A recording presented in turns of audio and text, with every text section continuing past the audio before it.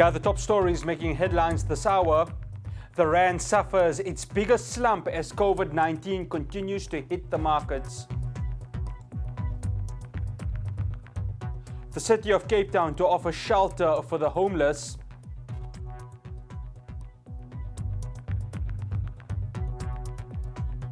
And the Tokyo Olympic Games have been moved to 2021.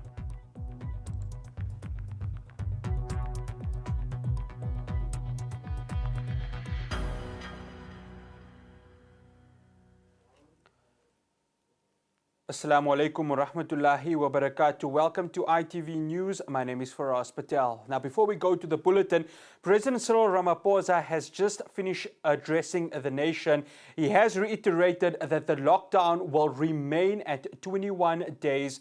This after the COVID-19 cases in South Africa have now just gone past 1,300. Now it's back to the bulletin, and the rand plunged to an all-time low today, falling below 18 rand to the dollar after rating firms Moody cut the country's last investment-grade credit rating to junk, adding to mounting panic about the coronavirus outbreak. Now on Monday morning, the rand was 0.97% weaker at 17 rand 83 per dollar, pulling back from an all-time low of 18 rand 08 after it crashed to an Asian trading. Late on Friday, Moody's downgraded the rating to one notch at BA1 from Baa3 and maintained a negative outlook.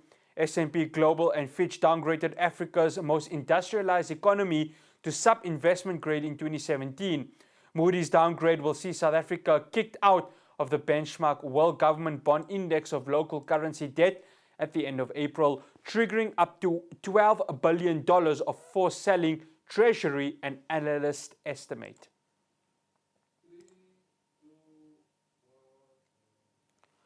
Now, President Cyril Ramaphosa yesterday oversaw the release of dozens of South Africans who had been in quarantine since returning from Wuhan in China earlier this month.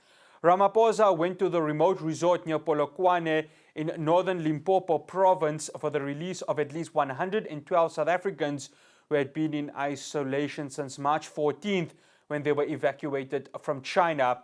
The group had been working and studying in Wuhan and will now be reunited with their families after testing negative for coronavirus at the end of their quarantine period. Ramaphosa said the group, having been under quarantine in Wuhan for 51 days and a further 14 days in South Africa, were proof that lockdowns were the right strategy. If we ever had evangelists of a lockdown, you are our best evangelist. You are our best evangelist. We are now in day 3 of a 21-day lockdown. I am sorry you are going into another lockdown. So for you it's been 51 days and then 14 days. I'm sorry, another 18 days. I am sorry, but you are the best campaigners for a lockdown. Because you, more than anyone else, has seen that a lockdown does work. Now moving to Durban, the national lockdown has been full swing since the 27th of March this year. Statistics reveal that approximately 60% of the eThekwini district is faced with poverty. Durban has more than 3,500 homeless people, which include refugees and drug addicts. Some of them claim that the lockdown has impacted them negatively. Others are confused that there is a lockdown because the streets still seem busy. The eThekwini municipality has accommodated for the homelessness, and ITV News spoke to Councillor Fawzia Peer, who gave us an insight to the measures put in place. Here is more from Durban.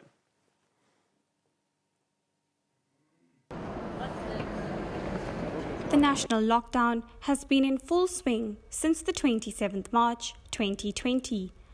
Statistics revealed that approximately 60% of the eThekwini district is faced with poverty.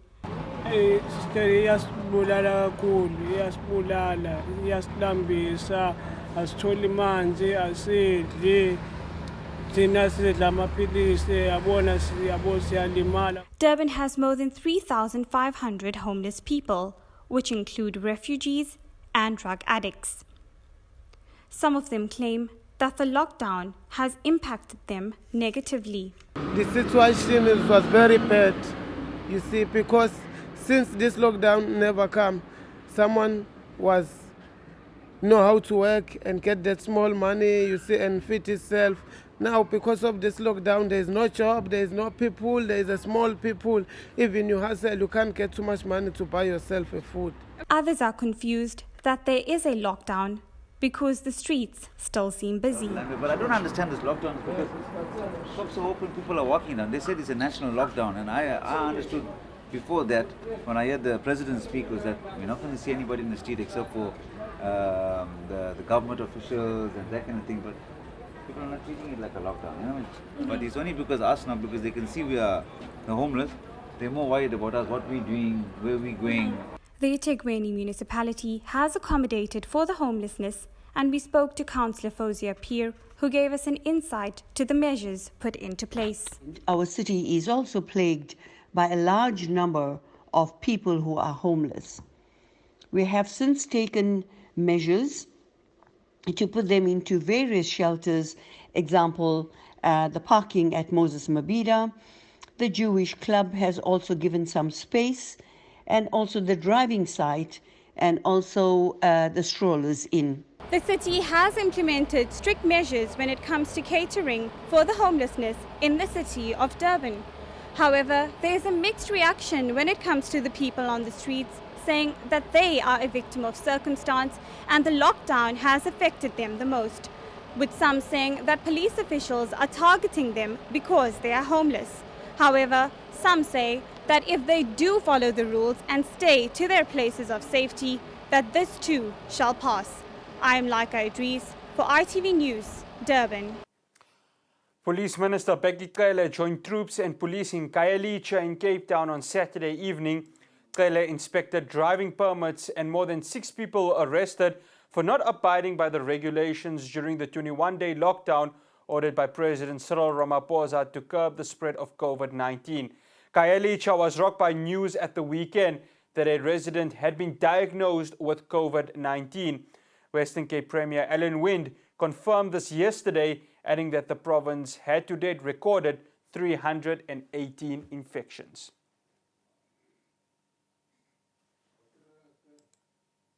You don't go to restaurants. You don't buy alcohol. Nobody sells it. Nobody buys it. Crux of the matter. We're trying to prevent a disaster, a catastrophe. If you deny that this can be catastrophic, just look around Europe. Now, staying in the Western Cape, authorities in the South African city of Cape Town, are erecting tents for the homeless people to live in during the coronavirus outbreak. South Africa is under a 21-day lockdown, with people being asked to remain indoors. The city's homeless who can't self-isolate are being given the safe spaces, which include access to sanitation. According to local councillor Zahid Badruddin, the first site will accommodate between 250 and 300 people, with more set to be open in the near future. What we're doing here is to bring in tenting, a number of other facilities like water and also feeding with our partners and so on, because what we're preparing here is phase 1 of the locations where our street people are going to be located.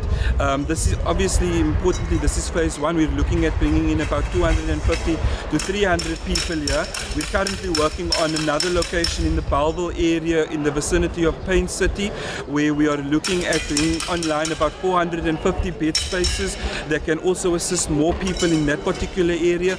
But so too, we're working on locations in Somerset West as well. Higher Education Minister Blade Nzimande has confirmed that more than 400,000 NSFAS-funded TVET students and university students in South Africa would continue to receive their allowance in full during the national lockdown period.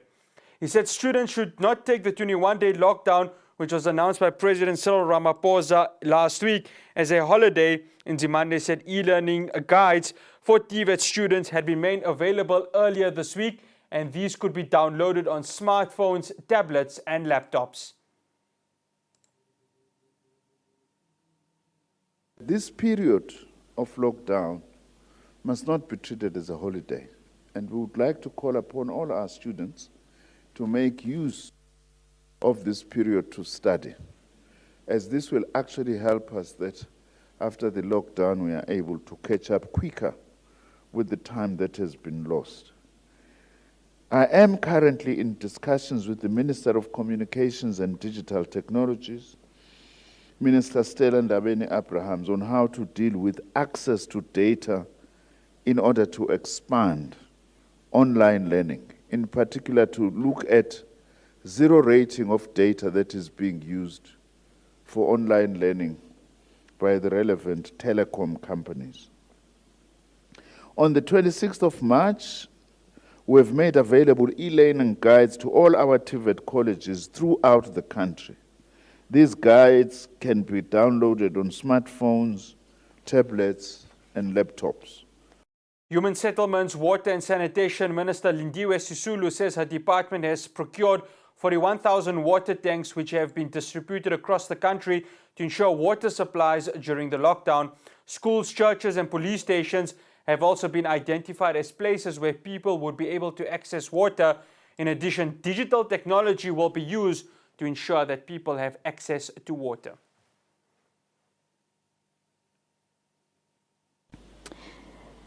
So far, we've gone ahead with procuring water tanks, and we've procured 41,000 of them. The greatest number is the one that goes to the Eastern Cape. We have currently procured 2,342 for the Eastern Cape, 1,700 for the Free State, 12,130 for Gauteng, 4,274 for KwaZulu-Natal, 1,200 for Limpopo. We are still working on Mpumalanga to provide them with 600, and Northwest with 600. The totality of what we've put on the ground, which is what you'll find in your map, is 41,000 tanks within 2 days. We're hoping that if we go on at this rate, we will be able to cover all those areas that are badly in need of water. Social Service Minister Lindiwe Zulu has clarified the issue around joint custody arrangements. Zulu was part of the National Command Ministerial Council, given an update regulations implemented by the respective departments on the weekend. She said parents with joint custody cannot ferry their children between houses during the national lockdown.